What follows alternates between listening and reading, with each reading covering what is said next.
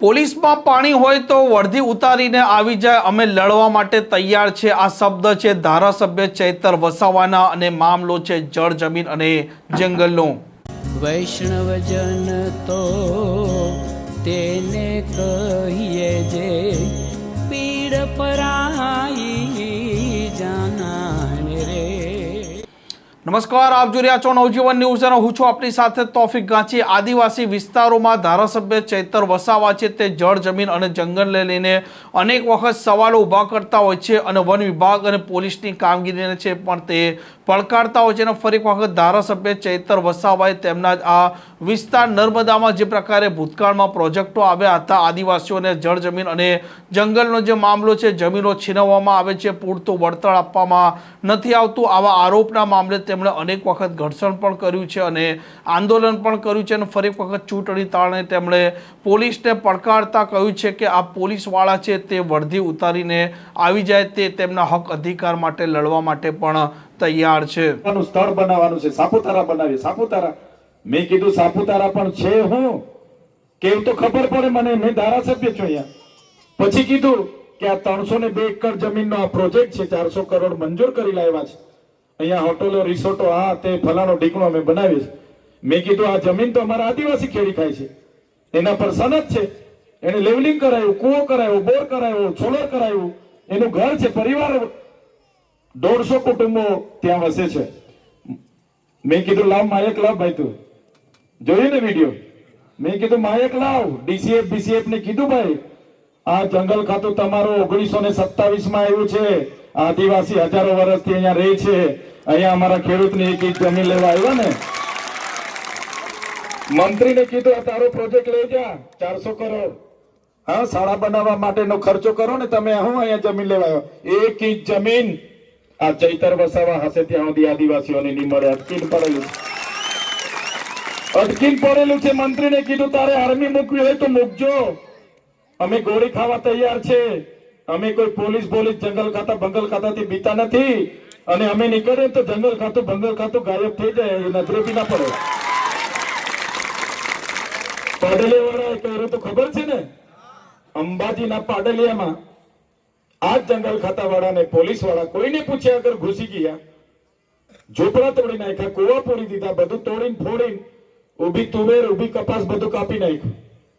ગામ વાળાએ 2 કલાક સુધી વિનંતી કરી, સાહેબ કમસે કમ કેવ તો ખરા તમે આ ઝૂંપડા કઈ રીતના તોડો છો, શું ઓર્ડર છે?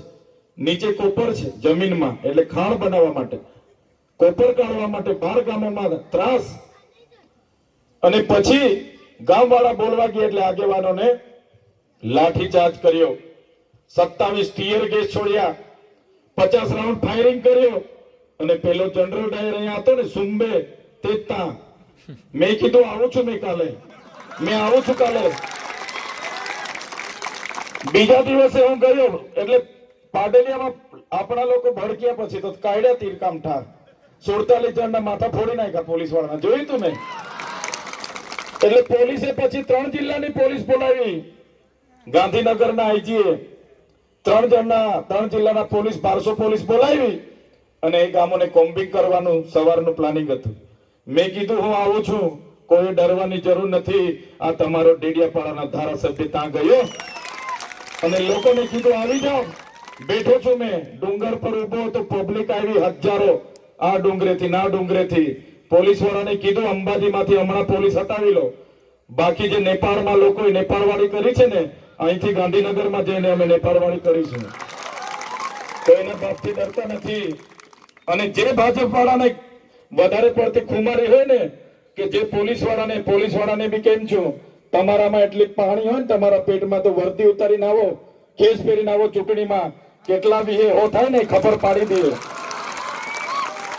હા, કોની હાથે પાલો પડ્યો છે ને, આઈપીએસ એસપી બેસપી જેને પણ એટલી ખુમારી હોય આવી જાય, જેને ભાજપ હાથે એટલી એ લગાવ હોય ને તો ખેસ પહેરીને આવો મેદાનમાં ચૂંટણી લડવા. ખબર પાડીએ કે સહમતિ લો, ગામ સભાની સહમતિ લો, પબ્લિક હિયરિંગ કરો, પછી જે કોરિડોર મંજૂર કરો. એવી જો કોઈ રજૂઆત કરી હોય તો આ તમારા ધારાસભ્ય ચૈતર વસાવાએ કરી. અહીંયાના કેટલાક નેતાઓ નીકળી પડેલા એના લાભ સમજાવવા માટે. અહીંયા રોડ આવશે, હોટલો આવશે, હાઉસિંગ સોસાયટીઓ આવશે, ફલાણો આવશે, ઢીકણો આવશે. તમારો વિકાસ થશે. અમે કેવડિયામાં જોયો છે ભાઈ, અમારો વિકાસ કઈ રીતના તમે કર્યો છે. કેવડિયાની બહેનો રડે છે.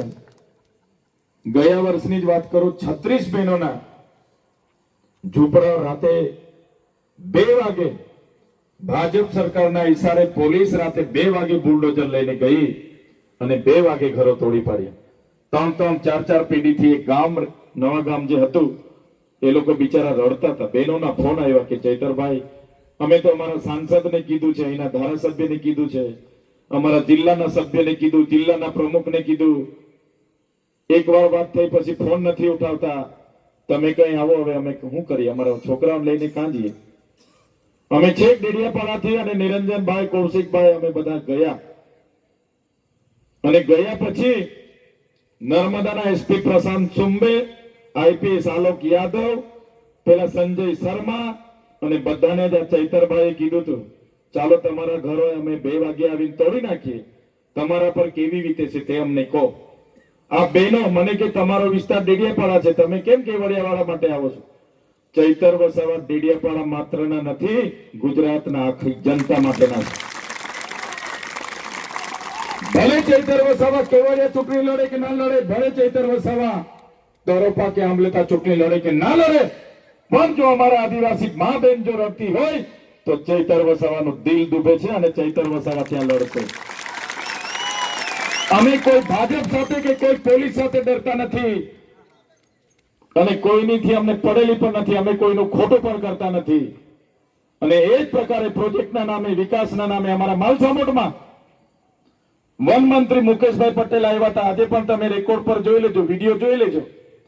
302 એકર જમીન એને ગામવાળાને પૂછ્યા વગર બારોબાર પ્રોજેક્ટમાં સંપાદિત કરેલી. હાઉસિંગ સોસાયટીની કટિયામાં એન્ટ્રી પાડી દીધી હતી. આ પ્રકારના સમાચાર માટે નવજીવન ન્યૂઝની આ ચેનલ સાથે જોડાયેલા રહો. નમસ્કાર.